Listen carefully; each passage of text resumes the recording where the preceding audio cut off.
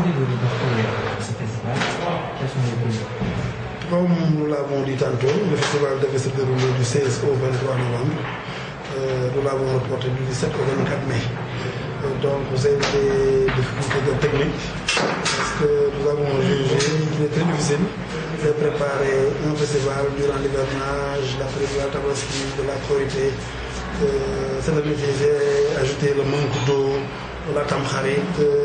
C'est assez compliqué, d'autant que le festival est organisé dans le cadre d'une institution de formation scolaire. Nous ouvrons au mois de novembre, très difficile de cumuler l'ouverture à l'organisation du festival.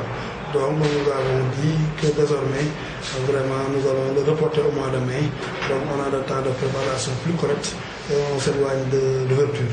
D'autant que les difficultés sont ajoutées cette année-ci. Par exemple, la Belgique nous avait remis comme subvention au mois de juillet 3 500 000, a réduit à 2 millions, et ces 2 millions, nous venons de recevoir ça fait 3 jours. Ça s'ajoute aux difficultés financières. Le conseil régional, jusqu'à aujourd'hui, n'a pas intervenu. Le ministère de la Culture, qui a toujours refusé de participer au festival, continue dans cette même lancée. Ils nous envoient des lettres, aller à la direction des arts, etc.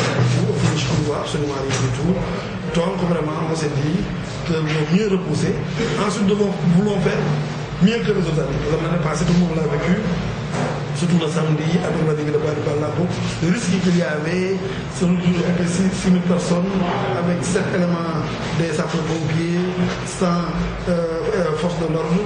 Donc c'était trop risqué, il pouvait y avoir mort d'hommes ou autre chose.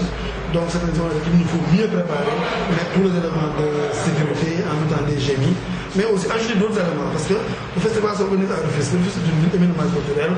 Nous pensons que nous pouvons dépasser la musique en faisant ressortir à l'aide d'une exposition le patrimoine aussi bien matériel qu'immatériel de notre ville.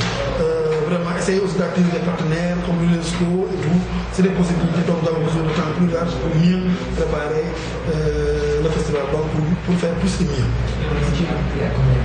Le budget du festival, je crois que dans le document, c'est à 5 millions. Mais comme je l'explique toujours, ce que nous faisons, c'est domestiquer l'aspect logistique. Dans le budget de 50 millions, si vous regardez bien, c'est le terrain logistique qui prend le plus.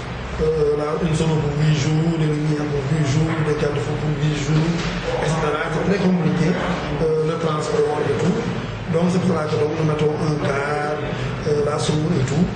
Donc nous avons fait en sorte que ce soit la propriété de la structure.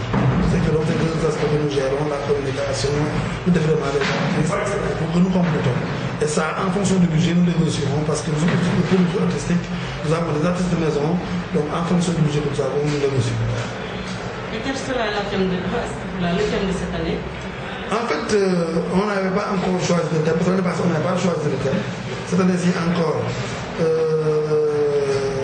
on est en train de réfléchir, mais nous pensions, on ne l'a pas encore ficelé, mais c'était pour vraiment pousser vers la mise en place d'un musée à Rufisque. Donc le thème va tourner pour un musée à Rufisque, c'est un truc comme ça.